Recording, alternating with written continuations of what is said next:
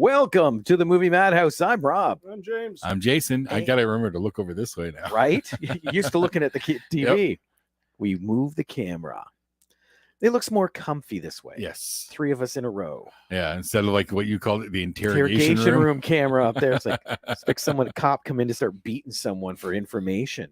But yeah, I'm interested in this topic. We've been playing with it for a while, and we finally get to do it. You know, the iconic films of the 70s, 80s, and 90s. Yeah. See, I blame this on the Tubi app, man. It's got me because they can dive through the cult classic section and it spans all the decades. Yeah. With some of those flicks. So that got me thinking, like, okay, yeah, let's revisit and see what we can find. See if we can find some gold nuggets that maybe could use a refresh. Well, there are so many. Oh yeah. Refresh, I don't know, but that's the question. See, that was the question I put out there. Let's watch a movie from the 70s, 80s, and 90s, give our impressions, and leave it alone. Definitely don't touch it, or maybe it could use a reboot or a remake. I like that. Maybe there's potential there. I like that was what I was aiming for. I was trying to remember that what spawned it. It's Tubi. It just got me.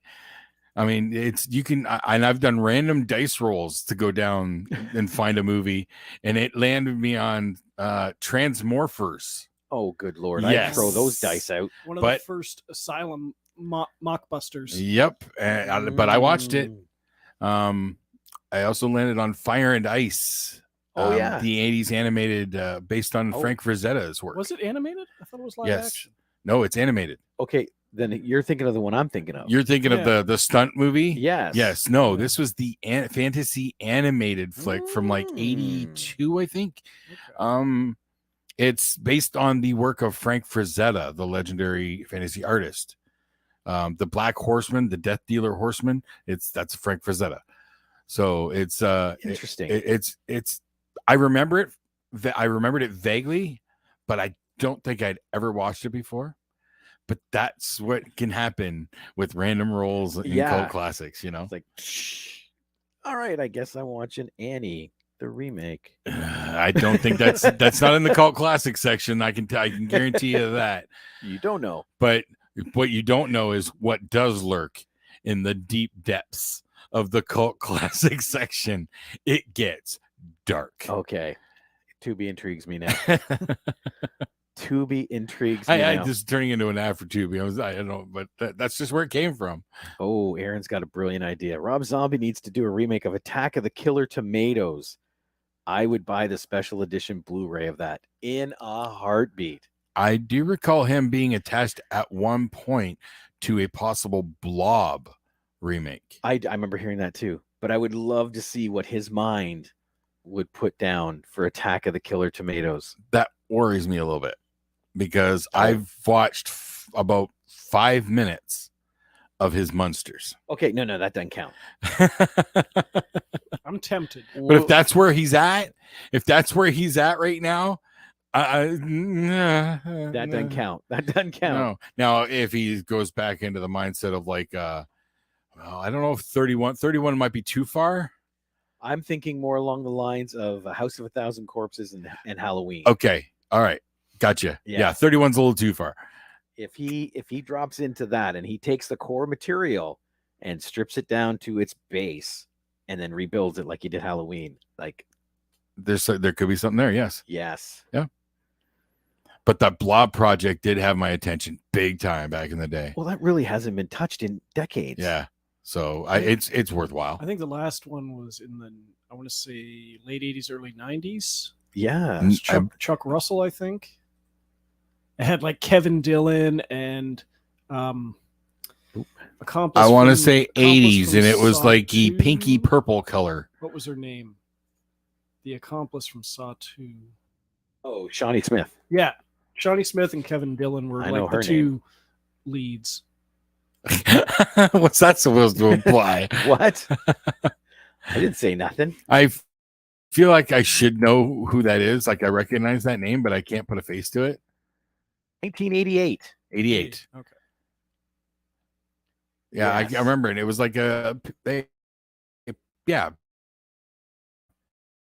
It was, pinky purple. Yeah, it was freaky back then. Not Yeah. so much. I do remember it being. It got me. And there's Shawnee Smith. Okay. Yes. Amanda. Yep. She's to me. She's one of those that's that girl. You know, I see her stuff. She's that girl. Yep.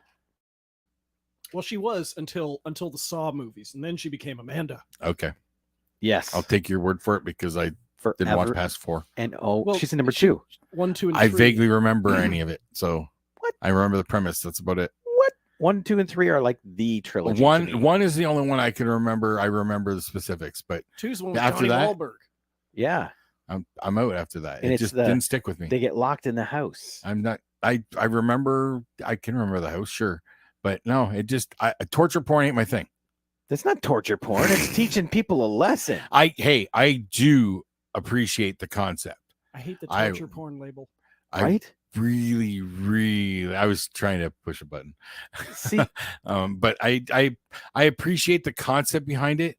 But come on, it lost the way. after Oh. yeah, Yeah. 4, 5, definitely 6. It's like the only one I really liked beyond that was Book of Spiral. That's the one I thought went. I was really disappointed with that. Well, because it went so far from it, It did, but it's in the world. it did. But Chris Rock he's really bad at his serious face. I don't think he's bad at his serious face. I don't think, because I'm the same way. I don't think I can look at him as a serious person. That's the hard part. Yes, because look at him in Lethal Weapon. Okay, he is the straight like dude, and that's what I see. Except when they're talking about the phone when they're in the drive-through. Yes, They're trying to dial phone. but every other time, like when he's on the crime scene, he's, do you want a blanket? Get this man a blanket. He's the serious guy, but you're Yeah. still laughing at him, and that's what I see when I watch Book of Spiral. That's but what it's still Robin good. Williams had to fight against. Yeah, but So, he broke free. he did. Dang, did he break free? Kind of like our pick for Lobo, hashtag Tom Cruise for Lobo. I brought that up in a while. Thought I should. All right, Yeah. let's start in the 70s because the 70s had a bunch of iconic film, but it was a different feel for film back then. Oh yeah. It almost feels racier. You know what I mean? No, because to me it seems slower. Everything was a slower edit, slower. Okay. Pacing wise, yes. Yes. I'm just going like the feel, the grit, the material, the grittiness. Okay. A lot of the films of the 70s just have like a bit more of a raciness, a bit more of an adult lean, no matter what the material. Well, this is coming off the 60s, the Vietnam War. Mm. The Vietnam War is still pretty big in the 70s. Oh yeah, for the first half. Yeah. So I get that. They like that gritty kind of realism, so to speak. Oh. No. I was settling on my 70s movie. Oh, he's still processing even when we're getting there. All right. Well, then we'll Yep. start with you, Jason. Okay. Tell us your I'm pick just for looking- iconic film of the 70s. I'm trying to get the year. Exact year. Come on, where are you? There it is. Oh. 1977. Linda said she agrees with that. Yeah, the 70s stuff. It was dark in an early way. Yes. I'll put it that way. Yes, very much so. Yeah. Because being relieved coming off of the war, it was kind of like they were still kind of on edge. And all right, yeah, that makes sense. Oh, Ryan Haskell said even 70s horror was more psychological because no CGI and practical was just starting. Yeah. Yeah. Yep. Hence why Halloween left a stamp, right? Yeah. So iconic. I believe this was in my top of my sports movies. It's 1977 Slapshot. Oh, Paul Newman. Paul Newman, man. Oh, god damn. Is this movie fun? Now, yes, I love this movie. As I said, it's top of my sports list. But remake, it doesn't need it because we've already gotten it. Between Goon Yeah. and Shorzy, you get every all the humor that is in Slapshot is encompassed between those projects in the current generation. It covers all the bases and more than. So Slapshot is it just stands, man. It's just so funny. Oh, yeah, the rules become more strict. That is very true as film has gone on. Yeah. So, okay. And I see what you mean. Yeah, with Goon, that is a remake of Slapshot. Yeah. I will say I prefer Goon. Yes. Yeah. I completely get that. I do. But do you appreciate it more because of story and substance, or because it's edited in a style we're more used to than the 70s style? It's funnier. The acting's better. Okay. So it's style and substance. Yeah, I just when I finally saw Slapshot, it was I didn't find it that funny, except for the Hanson brothers. and the coach, where he's talking about the one guy who would like pleasure himself in the penalty box, and just like that little thing he does. The manager. Gotta do something while you're there. I don't dislike the movie. I just it was kind of mediocre for me, and I prefer the ones that came after. But you can't have those that came after without exactly the ones that started it. But there is, I will admit, I think, yes, I do love Goon more. I do, because I just adore that flick. Because I always felt it as a great homage to Slapshot. Slapshot is going to always stand as iconic, though. But Paul Newman in this movie, he is such just this, like, he's a desperate slime ball at times. Because he just manipulates everything, but he's just such a likable, nice guy, and he's so charming. Yeah, it's Paul Newman. But there ain't no zone of silence in their pillow talk when it comes, especially after the one girl. Hey, Hanrahan. Yes. Ardola said the Hanson brothers made that movie. I remember them more. Oh yeah, they always, that's what everybody goes to first, is the Hanson brothers. Thank you for the infomercial for Tubi earlier. Just signed up for it. I was going up there again. Yep. See, we are here to educate. You get to decide if it's good or bad. But that's a good pick. Yeah, I love it. It was so good to revisit. It's been, I want to say, almost 10 years since I watched it. So it was a nice refresh. It still holds up for me. Yeah, got a couple, questionable content for today's society, yada yada. But it's my generation, man. I was raised on it. Oh, and Aaron, if you're signing up for those, check out Pluto TV. It's somewhat similar to Tubi. I think it leans more towards TV stuff, but Tubi has a bunch too. So yeah, that's what I mean. They're both kind of the same. You're right though. Tubi has a lot of movies. My daughter talks about Pluto. The one thing that I found on Tubi, I think I watched it a couple years ago. They had, I can't remember what it's called, but it was the making of the first 2 Sharknado movies. They did a making of? They did a making of that covered like the first 2 or 3, I think. Why? Exactly. Exactly. It was trying to explain the phenomenon. I think that's the biggest question I have right now. The only thing I want to know is, like, how much drugs were they doing? Who said we need to film the making of this because people are going to want to know? Oh, wait, no, that kind of answers itself when you say it out loud. Yeah, if I'm making a movie about a tornado full of sharks, yeah, I'm going to be recording it. So, okay. I still want to know how much drugs and which specific drugs. Yes, and where they got them so we can. Well, yeah, it seemed like an interesting cocktail. All right, James, which one did you settle on for the 70s? Okay, I have found that I want to say a lot of movies that don't tend to get remade a lot, and I could be wrong, but are a lot of the war movies. Not a lot, maybe like the Vietnam War movies don't tend to get remade that often. Yeah.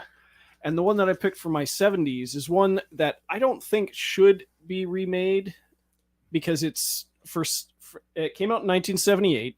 So damn intense. Deer Hunter. That's where I thought you were going with that. Yes. And I saw it, which was funny because there's a movie from the late 90s. And this is not me trying to work in another pick. There's a movie from the late 90s called The Curve. Did you guys see Dead Men on Campus?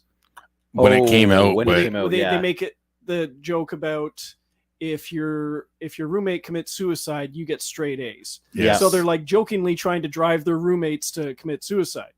Well, there was a serious kind of version of that in the late 90s called The Curve, also known as Dead Man's Curve, and it had like Matthew Lillard and stuff in it. And it was more of a serious take on driving or trying to psychologically terrorize your roommate into committing suicide and whatever. And they have a scene where they play Beer Hunter, where they're doing like the cans of beer and they're quoting lines from the movie as they're going around the table. And I had never seen Deer Hunter at that point. So once I finally saw it, I'm like, oh, well, now it makes sense. It's like, that's why De Niro's saying like, they're going to put you in the hole. And then anyway, there's nothing that really dates this movie except for the fact that it's the Vietnam War.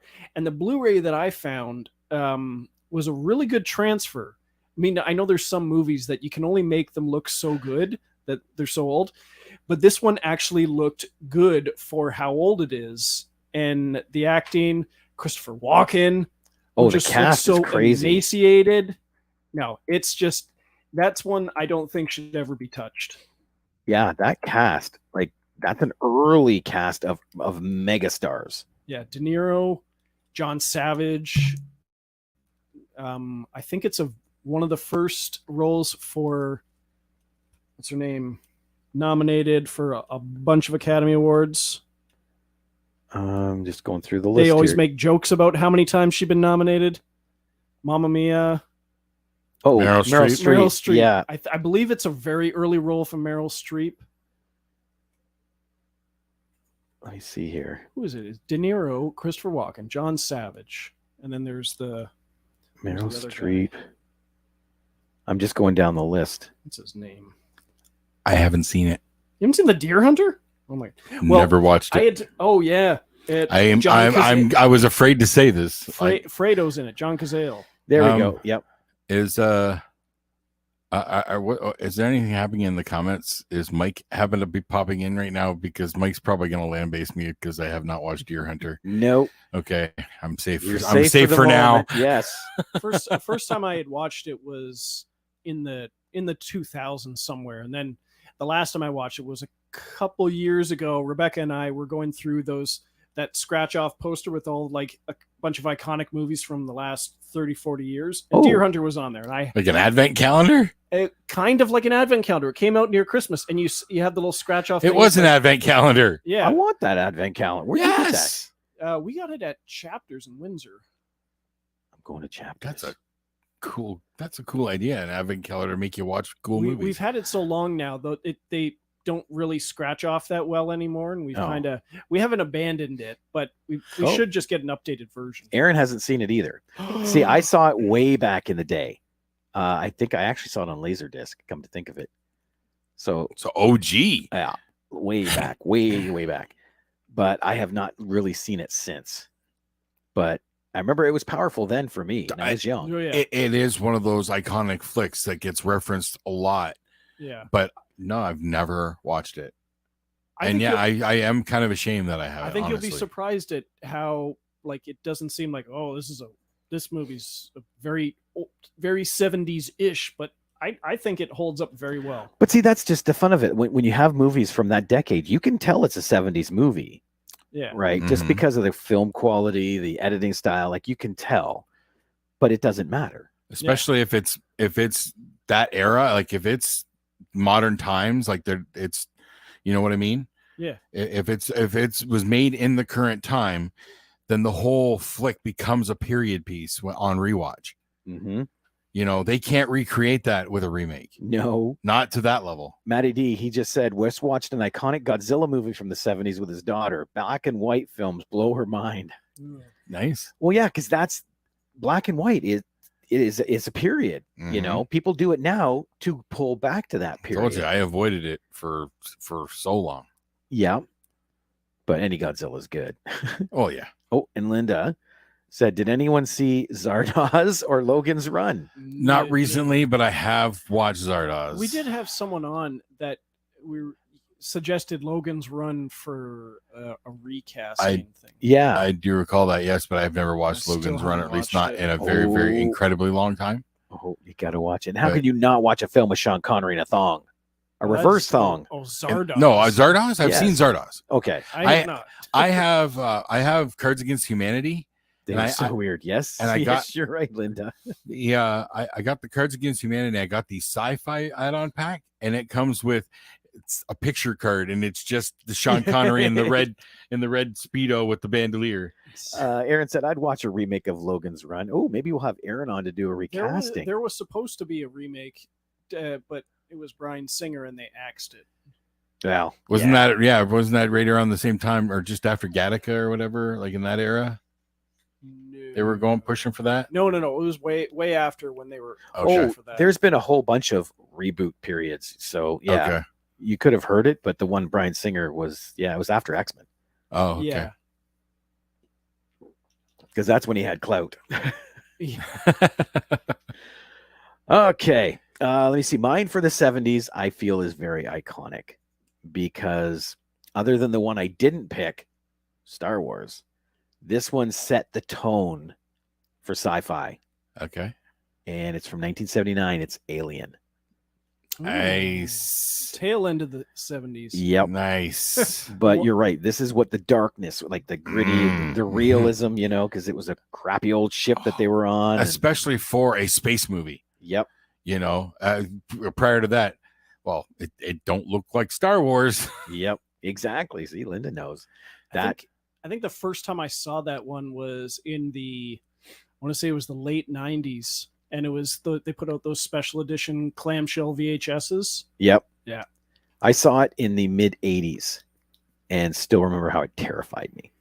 Didn't scare me at all, but I thought it was another Well- one. It was surprisingly held up for being done in the 70s. Mm. Yeah. See, Yep. Even though it was like the old Commodore 64 kind of computers and stuff.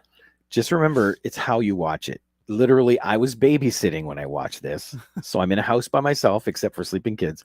And I watched it with Communion. The Christopher Walken abduction. Oh, one. God. Oh, I've never seen that one. Yes. Oh, Matt said, great pick. Yes. Alien, like I said, that one, when I was watching it, because that one scene still freaks the crap out of me in Communion. When Christopher Walken's sitting on the bed and he looks at the dresser and that little eye peeks out. That Ooh. just messed me up for the longest time. And then I watched Alien. And it's like, okay. So you lit the fuse. Yep. Time for You know- some you know what was- cartoons. And here's another thing.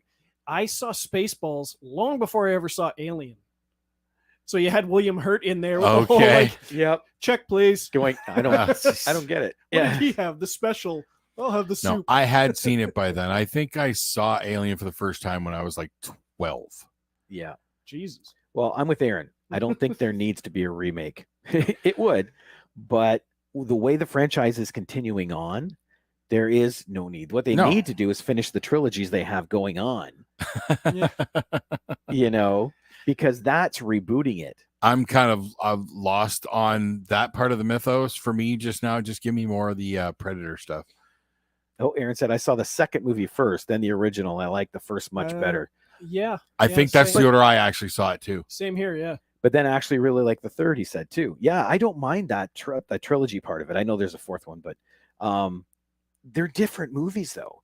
Like Alien is a psychological horror Yeah. with one alien traipsing around. Yeah. Aliens is your action movie, Mhm. Marines against a bunch of aliens, blah, blah, blah. So I get why you can like them differently. Alien is so good. I watched it for the first time as a kid in the 90s and it still holds up today. And Spaceballs did add that with Not Again. Yeah, Not Again. It was awesome that they got Hurt to come back for it too. Exactly. Like, that was the extra cherry on top. Exactly.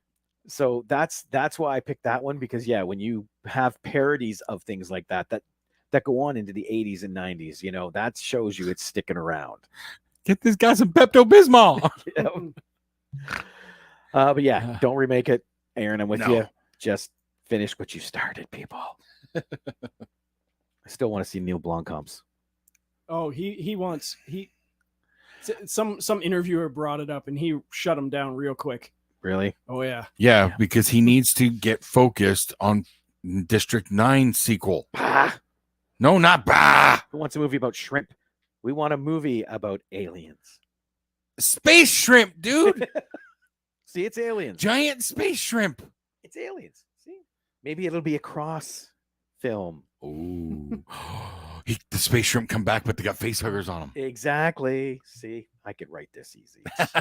Oh, great. Now you're going to have a freaking alien going around in that freaking District 9 power armor. Yep. What's wrong with that? We're fucked. All right, we're on to the 80s. Jason, what is your iconic 80s movie? And this was the movie that really set this whole idea off, because I saw this on Tubi. Ding. And I'm like, oh my God. It's a movie that most people, when I've mentioned it, have never heard of it. It's from 1987. Oh, hang on one second then. I want to get this in real quick because Linda threw out her 70s. Okay. Her favorite was Death Wish. Oh, that was on my short list. That was on my short list. That set a trend for the lone gun revenge. Vigilante. Yeah. I am still haunted by, I don't know if it's one or two. There's one particular moment where the girl jumps out the window. I think that's two. I think that's two, yes. But that moment in that scene and the way she lands, like that, Yeah. it's burned in my psyche. Like I'm getting flashes of it in my mind right now. Fair enough. Then let's quick jump to the 80s. Okay. So 1987, and it stars Jim Belushi and John Ritter. It's called Real Men. Oh my God. I love this movie. I forgot about that movie. Most people have, if they've even heard of it at all. I saw it with my brother when we were kids, and then watched it decades later when I found the DVD. It is so funny. It is ridiculously goofy and weird, but that's what makes it work. As soon as you, very early on, the rules are set that this world is basically you're watching a live action Looney Tunes. A womanizing CIA agent and an insecure insurance agent are paired together to make sure a deal goes through with aliens for the future of mankind. The fact that they throw the alien spoiler in there is stupid. And don't bother looking up the official trailer, because the official trailer says nothing, because it's just like the two of them separately, like talking to the camera. It says nothing about the flick. But it is ridiculously goofy and fun. I would love to see a modernized version of it. I think it could be really fun. I don't know that they could replace those two. That's Well, again, you can change it up, but I think this one could work. The premise is there, but the biggest thing that really stands out to me, and this is going to be weird, but it's why I'm wearing this pride thing. Okay. This movie was ahead of its time with one particular scene. When at some point they're in trouble, and Belushi says, well, where do you go when you need to be safe? You go to your mom's house. So he walks into this house, and there's his mom. So he's, hi, Mom. And Mom says, oh, great. Hey, Dad just got home from the hospital. Great. How's he look? He looks great. So him and his mom tuddle off, and Ritter's standing there alone. And down walks this really attractive looking bombshell blonde, and comes right up on him and starts rolling like they're trying to get all hot and heavy with him. And he managed to get her off just as Belushi and his mom come back in. That's his dad. His dad just got home from the hospital. It's a Morgan Freeman Friends moment. Basically. Yeah. But yeah, his dad was a transgender, but they were completely like almost like happily accepting of it. Like, yeah, most people don't get it, but whatever. It was ahead of its time. There we go. Aaron here says, oh shit, that's a great movie. I still laugh when I see the Inquirer on the stand somewhere. The joke is in the movie. Belushi is a secret agent and says that they communicate with each other using the National Enquirer. Yeah. Just like Men in Black. Exactly. Yep. Men in Black probably stole the idea. Probably. I just like when John Ritter's losing his mind and Jim Belushi's just like, you're doing very well. You're holding up very well. But also, they switch roles through the movie. And Ritter becomes the badass, and Belushi starts second guessing himself because he falls in love with the dominatrix, the surprise dominatrix. Well, if it's a surprise, yeah. Well, because he picks her up and she looks like she's like the mousy, like librarian chick. Takes her home. She's full on, yes, and he's in love. And after that, now he's experienced love for the first time, he doesn't want to kill. So he doesn't kill anybody after that. I've read the trivia. If you watch, he does not kill anybody. He's only like hitting the leg, hitting the arm. Like he does not kill anybody after that. I'm going to have to give this a rewatch because I have not seen it since way back in the day. It's on Tubi. Oh, Cav says Highlander was the one I really enjoyed. The Highlander is an iconic 80s movie for sure. We just talked about it. We go on about Highlander quite a bit, don't we? And then Linda says Blade Runner, like the first, undecided about the second. Well, the second wouldn't count for the 80s, just the first one. Yes. And yeah, that's another one. Not Dolph Lundgren, my God. Rutger Hauer. Rutger Hauer, thank you. Why did that drop like Yes. his speech, Teardrops in the Rain? Yep. It's still on the top of most monologue charts. Like, Yes, it is. man. Improvised. Yeah. Uh-huh. Good pick, dude. What's yours, James, for the 80s? Mine is from 85. Better be iconic. It's a Joe Dante movie. Okay. It's an early. Iconic. Real men ain't iconic, dude. Come on now. Oh, dude, trust me. You watch it, you know it's an 80s movie. I don't know if this is iconic, but kind of a coming of age movie. Joe Dante, but it's an early film from Ethan Hawke and River Phoenix. It's Explorers. Oh, yes. Yeah. Weird flick. Very weird. I remembered almost nothing about this movie. I watched it, and aside from when you get stuff flying through space and you look close enough and there's the square frame around the ship, just like in Star Wars. It's just like, well, that's how they did it.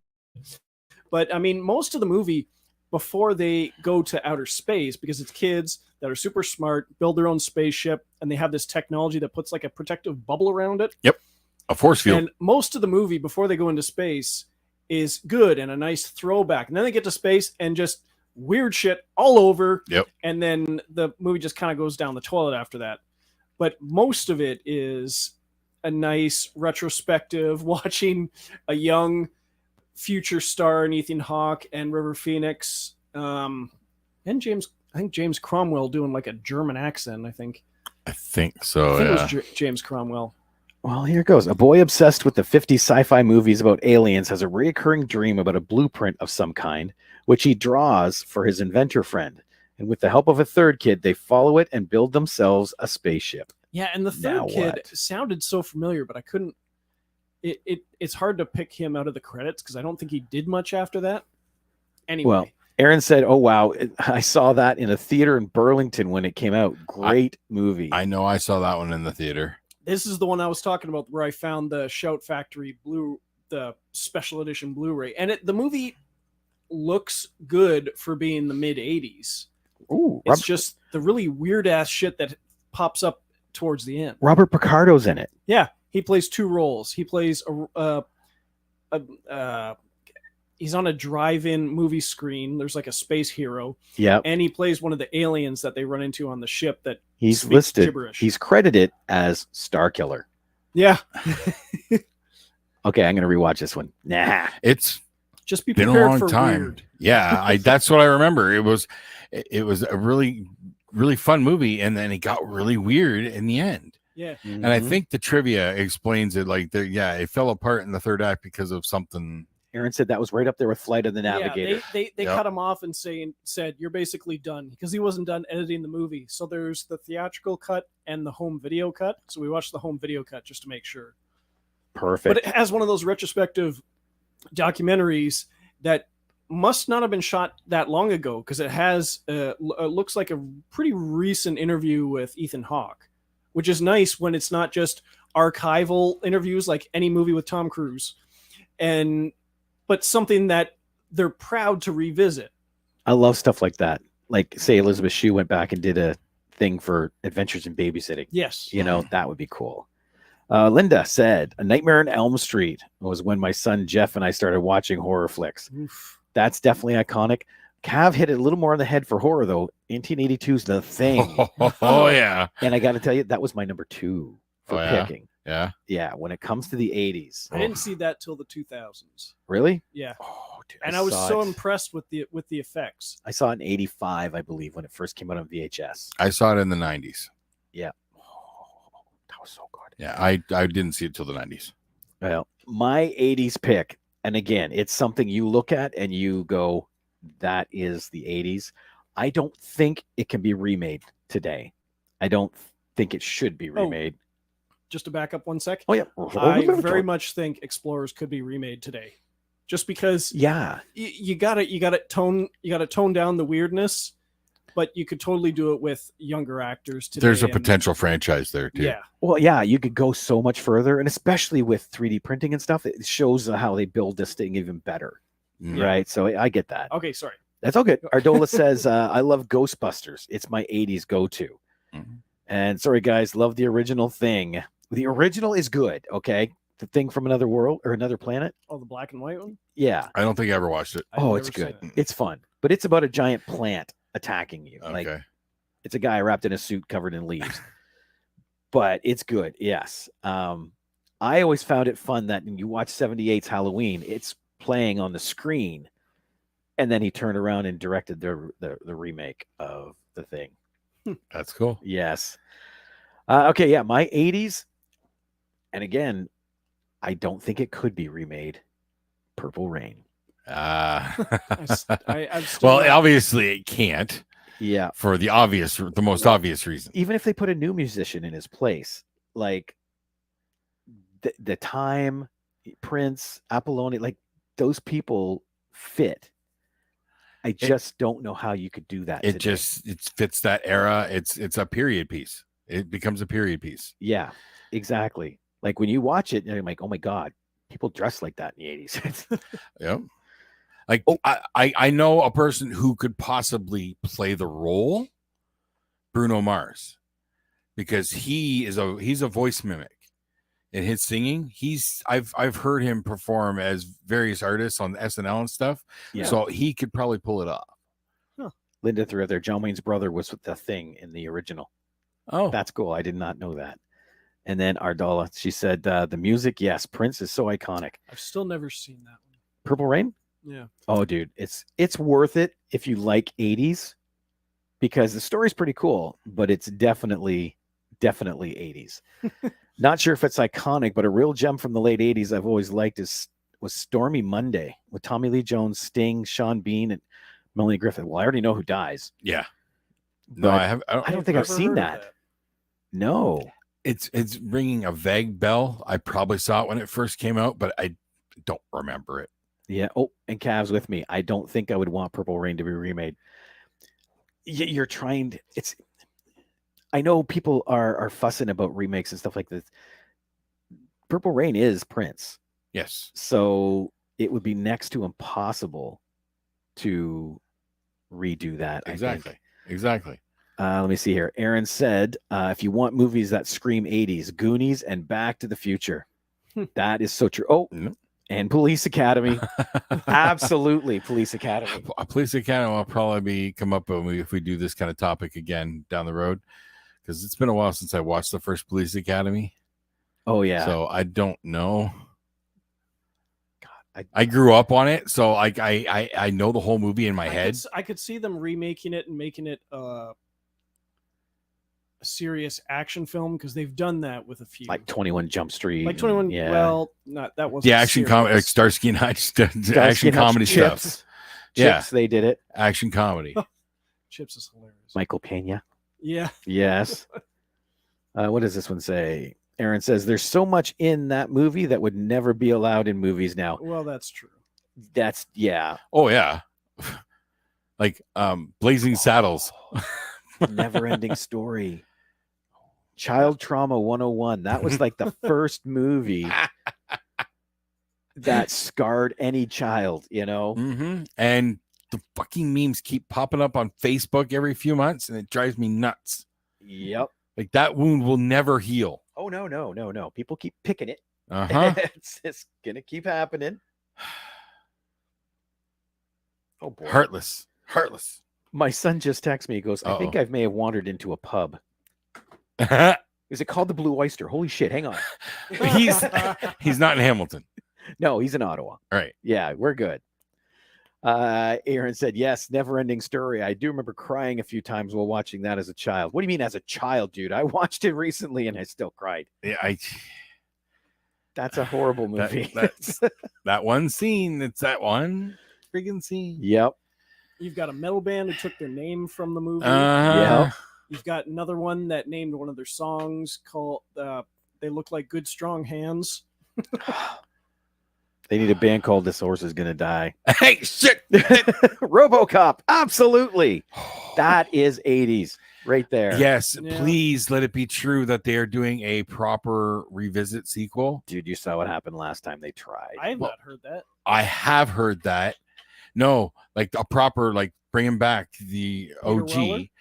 I don't know if Weller's attached because I don't know if he's can do it, but it is supposed to be going to be a proper sequel to the original. Like he comes out of mothballs kind of thing or something. I don't know. That was the basic premise. I didn't mind the remake, but I don't remember a lot about it. You got to take it as a separate thing. In my opinion, they deviated too much. That Yeah. take it as a separate thing, but I want that. Maverick made me want to give some of these a try, and I can't remember who it was that was attached, but it had my interest. So I saw what they did with that last thing. That was one of those movies that would be in our podcast of movies that shouldn't have had a name of a remake. Right. Because it wasn't a bad story. Right. But it was not RoboCop. Take it away. Take it as something else. Yes. Yeah. But give me a proper let's go back there and there's RoboCop, the OG, you know? Mm-hmm. All right. Maybe he gets a slight upgrade or something at some point, you know? Well, yeah, because if you did it now, imagine all the tech he could have. Oh, be like freaking Iron Man. He gets put into like a Hulkbuster kind of thing. Oh, now that would be cool. Okay, we are now. Oh, hang on. There's one more chat just in case. It is from Cav. My wife Stacy says The Princess Bride was a favorite. My name is Indigo Montoya. You killed my father. Prepare to die. Yeah, they should looking for the six-fingered man. forever leave that one alone. Yes, stop hinting at that. That one's perfect. They have done the only remake I think they will ever be allowed to do, and that was the one during COVID. Yes. Oh, Jesus. I never saw that, but I saw pieces. I haven't watched the whole thing. It's fun. That's what I've heard. You know, because so many different people say play the same character, and there's little Lego scenes at one point. Like literally, they pulled out. I'll stick with Once Upon a Deadpool. Yes, that's the best Princess Bride right that's a there. Good rendition. Exactly. All right, Jason, 90s. What is your iconic 90s film? Okay, I was really waffling on this because I've watched a few, but I'm going with the one that it does not need a remake. I will tell you now. 1996 Biodome. Viva Los Biodome. Why would Pauly Shore and Stephen Baldwin. Oh man, why where's would you Greg? He's not missing want this. that remake? I watched. I'm going to admit, I was a big Pauly Shore fan in the 90s, and you know what?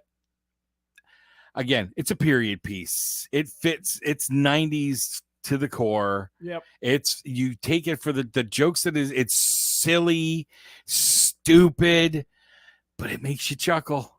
Yes. Because it is so fucking stupid. Yep. Oh yeah. Quick little cameos of Tenacious D in there.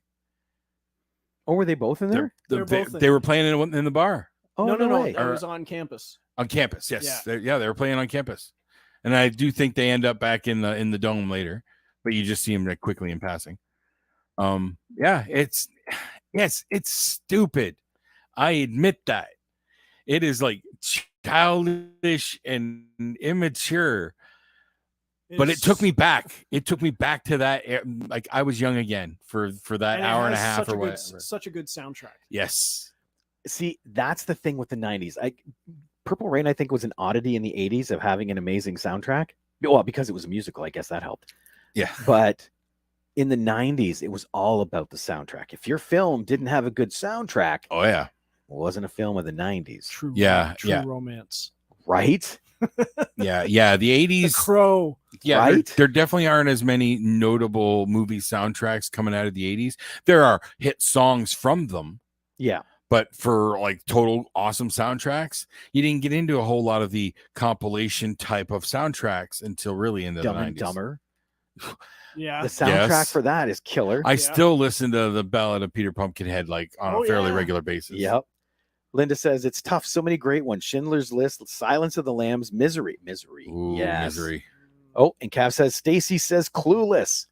I've still never seen the whole thing. I've seen bits and pieces. I've never seen the whole thing, but the following for Clueless, It's yes, you want a cult following. Holy cow. right? Oh, here we go. The Hunt for Red October.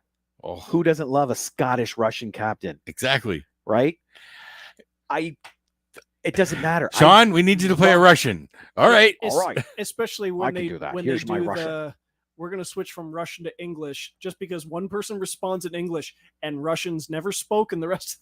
Well, they did that really cool because they were talking in Russision going into the book, and then they stopped and it slipped to English, and then they backed out. And it's like, okay, we get it. And that's all they needed. And I love that. Oh, You know? It's a nice trick. Yeah, I thought that was brilliant. Oh, Seven. Oh. Never such a painful film. From a couple like seriously disturbing gross out scenes to that finale. So good. Well, it definitely changed the definition of safe sex. Oh, Jesus. Yeah, just saying. He made me wear it. Yeah. Oh, God. But yeah, you're right. Every single one of those in the 90s was killer. Silence of the Lambs. Like, it's weird. He became so iconic for Hannibal Lecter in that film. He's got, I think, a total of like 6 minutes screen time. No, it's longer than that. It's about that. It's No about that way. long. Yeah, it's very little. No. I'm gonna look it up. I'm while we going to talk. say maybe in Red Dragon they had to expand that, but Silence of the Lambs has got to be more because that's like the first meeting is more than 6 minutes. And how long is the whole scene in the hotel and his escape and everything? Like that's pretty lengthy. Yeah. I do like the fact that he never. Isn't the entire third act him? 16 minutes of screen time. I was wrong. That's it? Yeah. Come on. Really? That's not possible. That's got to be. Hopkins has only 16 minutes of screen time in Jonathan Demme's Silence of the Lambs. It is safe to say that would more than enough to convey the cannibal serial killer and get him an Academy Award. I mean, sometimes it's hard, you forget how long you've been watching someone, but I still find that hard. Is that a record for the shortest amount of screen time for an Oscar win? No. Judi Dench in what was it? She won, and her screen time was like 6 or 7 minutes. Really? She won Best Supporting Actress. She played Queen Elizabeth something or other. She's right, but so memorable. That's what I mean. 16 minutes, but in our heads, it's longer. That's crazy. It happens in TV shows too. Like you'll go on there and you'll see a certain person on a TV show and they were in about 12 episodes. And then you look and it's like 4. But their story arc felt so big. Yeah. What do you remember most, or who do you remember most from Glengarry Glen Ross? Alec Baldwin. I've never seen it. No? What? Yeah. Alec That's Baldwin. what I remember. And how much? And that's his only scene in the movie. That's his only scene, and that was written for the movie. That was not in the stage play. The ABC speech. That's his only scene in the movie. That's the only scene people remember from the movie. Yep. That's because you basically just turn it off after that. That's all it takes. And want to talk about soundtracks? Cav says, pump up the volume. Fuck yes. Right? Although that soundtrack pissed me off. Why? Because they didn't put the Leonard Cohen version of Everybody Knows on the soundtrack. They put the Platinum Blonde version. Concrete Blonde. Is Concrete Blonde? Yeah. Concrete Blonde. They do that. I wanted the Leonard Cohen version. Then buy the Leonard Cohen album. This was back about then. Concrete My money was Blonde. tight. All right. God, yes. I was still in high school, I think. Oh, I still haven't seen that. I've only watched it once. I do remember it as a fantastic flick, but I haven't gone back to it. Huge introduction to Billy Bob. Oh yeah. Oh yeah. Again, Oscar nom, I think. Yeah. I don't know if he won. How did we not pick this one? Wayne's World.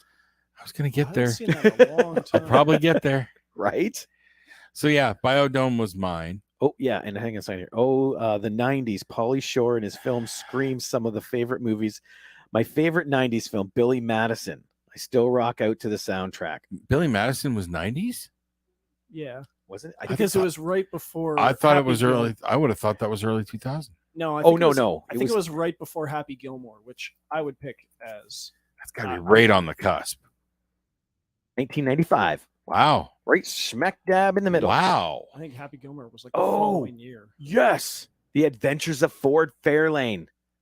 I haven't watched it since it came out. Dice Clay. That feels like an 80s. But it is great. Yep. Matt got it. 95. Billy Madison. I had a Are you sure it's not 80s? Check it right now. I had a boombox that had a double tape deck, and one of those Who did? 1990 Oh, okay. So that all right. counts. I had a boombox, and it had a tape deck, double tape deck, and one of them would automatically flip sides and keep playing. Yep. And I got on a kick of putting in comedy albums Oh, and that's a good playing idea. them while I'm sleeping on a low volume. That's a great idea. So I subliminally listened to Sam Kinison, Andrew Dice Clay, Rodney Dangerfield, more Andrew Dice Clay. Oh. Yeah, it was a little unhealthy. Cav and Linda are on the same page. Cav says Stacy says Good Will Hunting, and then Linda right after that said Good Will Hunting, another fave. And then Cav said 94's Pulp Fiction. Yes. Well, yes. quick, we need to get what your pick is. Yes. Oh yeah. Okay. I'm naming all these flicks that could pop up. Mine would be along the lines of Jason's, where it's more cult classic than iconic. I don't even know if Biodome is a cult classic. I think it is. It was made. We'll go there. There you go. I would consider it a cult classic. Jesus, Greg, where are you? Right? He loves Biodome. Poor guy. Actually, no, I saw it for the first time with him. Yeah. Oh, okay. Yeah. No, mine's from 1994. I don't know that. I mean, sure, it could be remade, but I don't know that I'd want to watch it. It's 94's The Shadow with Alec Baldwin. Oh, dang. That's another one I forgot existed. Because I saw that. We saw it within youth group. I want to say when it hit VHS, and then I saw it. I picked it up off Google Play like a year or two ago, and it surprisingly holds up very well. Alec Baldwin, Peter Boyle, Tim Curry, Ian McKellen, John Lone, Jonathan Winters, John Lone as the main. James Hong. He's Genghis Khan's descendant. Max Wright. Willie from Elf. Really? Yes. I didn't know he did anything but Elf. Just the I know. actress I'm thinking of. Penelope. No, I didn't know you really like movies in particular. Yeah. Jonathan Winters. I honestly don't remember anything from the flick. I know I watched it when it came out. I remember nothing. I remembered little bits and pieces. And then I watched it. I'm just like, there was a bunch I didn't remember, but it held up. Especially when he does the whole thing where he backs up into the shadow and you just see his eyes. Then he like does his mind trick on people. I feel like that's one that I didn't like it, and that's probably why I haven't gone back. I've watched it twice, and I remember I wasn't fond of it the first time I watched it, but I was in that mindset back in the 90s where if it's a comic, it needs to follow the book or it's stupid. Yes. Okay. So I know that's why I didn't like it. I didn't know the source material. And I should probably revisit it. We're going to catch up here just a second. Matt says Shawshank Redemption and Forrest Gump. That goes without saying for me, honestly. Yeah. Oh, Brandon, good call. The Fugitive. That was my number 2 for the 90s. See, Shawshank and Forrest Gump, I watch those movies like multiple times a year. Yeah. I'm the same with The Fugitive. Like watching Harrison jump off that dam. Shawshank, yeah. I saw Forrest Gump twice in the theater and then never again. I know. It's one of those ones that if it's on, I'm watching it, and it comes on a lot. Linda said The Shadow was cool. Love the character, the look, like the beginning of him as the Khan. See, I do need to revisit it. Oh, even Cav said if you mention The Shadow, then you have to mention The Phantom with Billy Zane. That was in my head too. I was thinking that, like, okay, yeah, The Shadow didn't work for me. Neither did The Phantom. See, I haven't seen The Phantom, but Matt said The Shadow is a great pick. And then finally, Matt said here, I'm more of an Encino Man kind of fan when it comes to Pauly Shore. I feel you, dog. Encino Man and Son-in-Law. Those are my 2 Pauly Shore movies. I go Biodome and In the Army Now. I haven't seen In the Army Now. Okay. It's good. There was a time, Crystal and I, young parents, and, we struggled and whatnot. So we didn't have television. We didn't have cable or whatever. But I had recorded a bunch of movies onto VHS tapes off of the Movie Network for that eventuality. So I would put one on because Crystal had to have a TV on. I would put one on that had, like, it was an 8-hour tape. So it had 4 movies that will get you through the night, dear. You'll fall asleep in the middle of it. The first movie on it was Son-in-Law. she would never switch the tape. She loved Son-in-Law. I liked how for a string of Pauly Shore movies, they kept working in a Brendan Fraser cameo as Link. Yeah. Yeah, because Yes. in the army now, he sneaks by them in his fatigues and says like, it's like, watch out, the frog tastes like chicken or something. He picks up a food and takes a bite. In Son-in-Law, I think he goes with the Bunsen burner. Yep. And he Yep. holds the frog. No, over it's it. Pauly Shore is dressed up as like a Maracha woman. Yeah. And Brandon Fraser comes up and pulls a frog out of it, pulls a lighter out. Yeah. Yep. Yes, that is cool. Pauly see Shore here. gets asked all the time about doing like an Encino Man sequel, like coming back to it. He gets asked about it all the time, and he says, "I'm down, but I don't own it. Yeah. I'm sure Brendan might be too expensive now, and it sounds like they may have talked, but I know they did a TV movie, Encino Woman, Oh, I've never even seen that. which I did not see. I don't think. Oh. But I see. believe like the last time I heard anything about that possibility, and I think it was from Pauly Shore, was there was like an idea about coming back now, and now you have Link and his wife and their kid who's raised modern, but they're still not there yet. So you get a big generational thing. There could be something there. They'd have to be a good script, I think. Oh yeah. Cav said Stacy mentioned Saving Private Ryan. Ooh. That was I've still only ever seen that I- once. I still remember that because they cast Matt Damon because he was unknown, and then literally Good Will Hunting came out and he blew up, and then Saving Private Ryan came out. Even though he didn't see it, LOL. They was great though. Well, it's a good movie, trust me. Oh, she didn't watch it? Wait a minute. How can she say it's good if she didn't watch it? Linda said, as I said, so many greats. It was a great time for film. Yes, it was. Mm-hmm. Ardala says, to add another Baldwin, Backdraft was good in the 90s. Oh yeah. Oh, yeah. It was- Kurt Russell, Jennifer Jason Leigh, Mm-hmm. and which was it? Billy Baldwin in that one? No. yes. Yeah. Yes, Yes. Billy. Yep. Scott Glenn. Yes. Yeah. I in 93, I think it was, high school band, my last year of school, we went on a trip to California, Yeah. and we went to Universal Studios, and they had a backdraft like experience. So you're standing on the end of this room and you get to watch as the lab goes on fire and explodes, and by the end of it, you're fucking sweating. As soon as I got to the end of that movie and the barrels are flying up in the air, I'm going, that's a Universal's I was ride. watching some clips That was some clips on YouTube recently, and it was De Niro, the scenes with De Niro and Donald Sutherland. Oh, yes. What did he call him? Shadow. Shadow. That's right. Yeah. Oh, he was so good in that one. Matt said, let's not forget Speed well, of course. or Signs. Signs yes. was in- Dude, wasn't Signs that is two- 90s? I think that was 2000. yeah, Science 2000s. I'm Is it? quite sure. M. Night Shyamalan. Unbreakable was the 90s. So was Signs, but I'm pretty sure. This is- Sixth Sense. 2002. Yeah. Yeah. Okay. Sorry, Matt. That one does not count. But anyway. Okay. We got a couple minutes. I will get to mine. We've already mentioned it, though. But again, it's because of that iconic soundtrack. How many lists can this pop up on? Oh, you would be All of surprised. It really happened because all weekend with the screening and everything, that's all I've been saying is this movie defined the 90s. Mm-hmm. You know, it was The Crow. It's one of them. Not only the look, but the sound, everything about this movie defined the last half of the 90s. Mm-hmm. So It encompasses that shift from, like, when you think of it musically, from that hip hoppy into the grunge, yeah, and theatrically it did the same thing.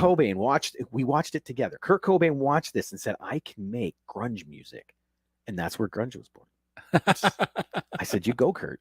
You do that. All right. Totally happened. All right. Okay. Ask him. Oh, that's dark. But yeah, I love watching that movie. Oh yeah. Of course. Yeah, it does stand in. Yes, it is iconic. But there's certain tentpole flicks for the 90s, and that is definitely one of them. Right. Good pick, Rob. Thanks, Matt. Yeah, absolutely. Oh, when did Liz say? I actually loved Waterworld. Oh, I'm so sorry. I you know what? I did too, honestly. I like it. I enjoyed it. It's I fun. like the recut. Okay. I watched it in the theater. I hated it.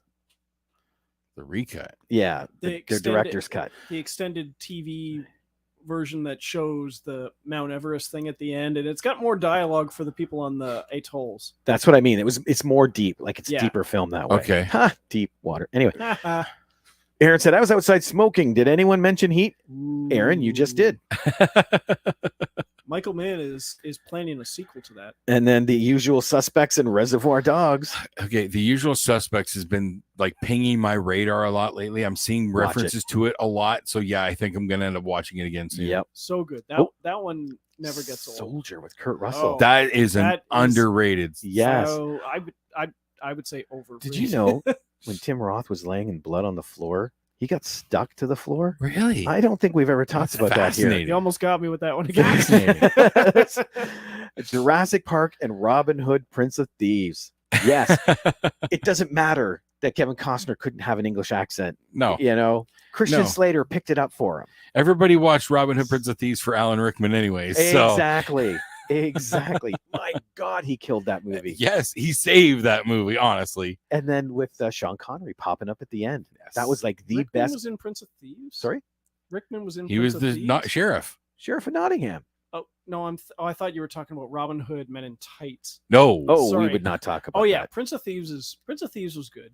Postman and the Fifth Element. Yes, I the love Fifth the Element. Postman. The Fifth Element. I not realizing that was Luc Multipass. Besson. Oh, really? Yeah, I did not know that was a Luc Besson flick. So I've grown a further appreciation for his stuff. Dude, you read the trivia. Luke and Mila developed her language and they spoke it on set. That's cool. Which would be silly, but Hey, it kept her in character. Yeah, I really, Yeah, I just love walk around saying multipass. Keep her in Multipass. character. Multipass.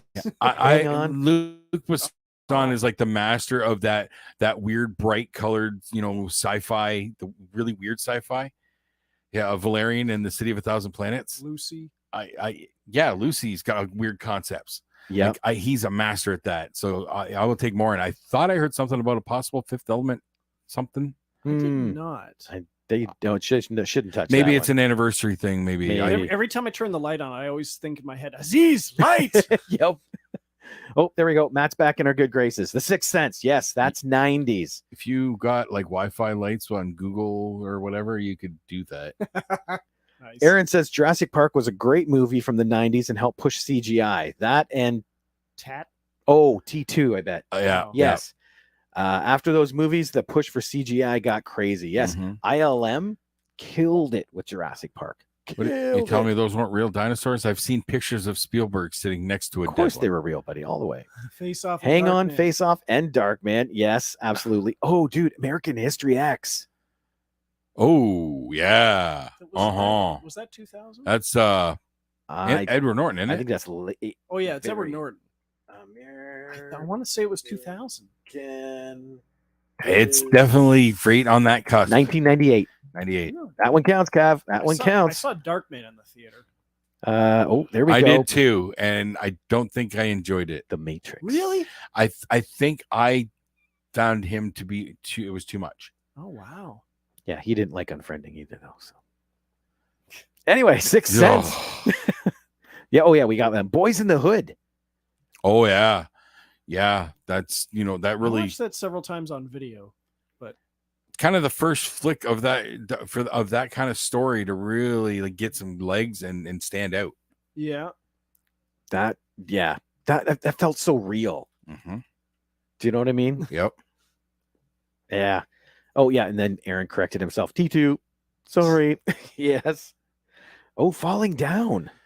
That's another one that's been pinging my radar a lot. The 90s was insane. That's one of Michael Douglas's best right there. All right, let's do one last one here. Liked Valerian, The Hidden Aliens. I liked even more than Avatar. I don't think those are 90s. No, I mentioned Valerian and City of a Thousand Planets when we were talking about Luc Besson. Okay, So, okay. Yeah, I liked Valerian though. It is a good movie. Yeah. Again, my only gripe is it feels like you're coming into the middle of a story, particularly between Valerian and Laureline. That's my only gripe to it is we came into the middle of something and I felt like we're missing some story. See, to me, that's why I loved it, because it wasn't just a fresh world. I felt like I was dropping into a world, Okay. and that part I liked. But that big market scene, the big market scene is one of the craziest multi-dimensional bits ever. Yes. All right, we'll get Aaron for the last comment. House Party and Friday. Ooh, I have not revisited either one in a long time. I used to watch Next Friday a lot. That's my favorite of the three. But Friday, dude, that's what started it. No, I know. I hear But I hear Next Chris Friday Tucker. had Michael Epps, had Day Day. Okay, I can't argue that. That was Chris Tucker with Ice Cube in that, right? Yeah. I hear the Chris Tucker, it's Friday, you ain't got no job and you ain't got shit to do.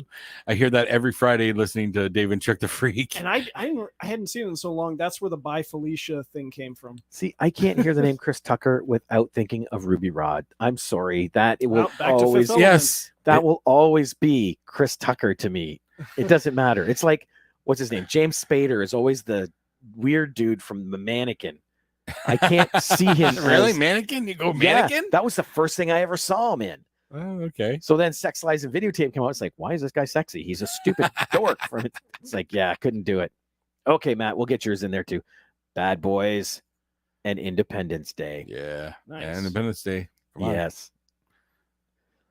Yeah, this is Yeah. fun. This it's nice to delve this way, and we can come back to it again. Oh yeah.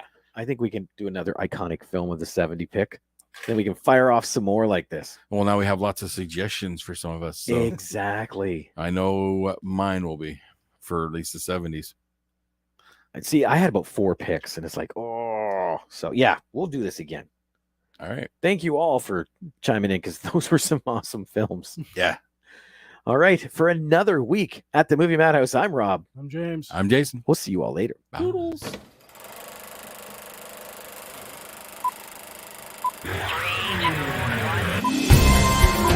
I'll say, shut up! It's a madhouse!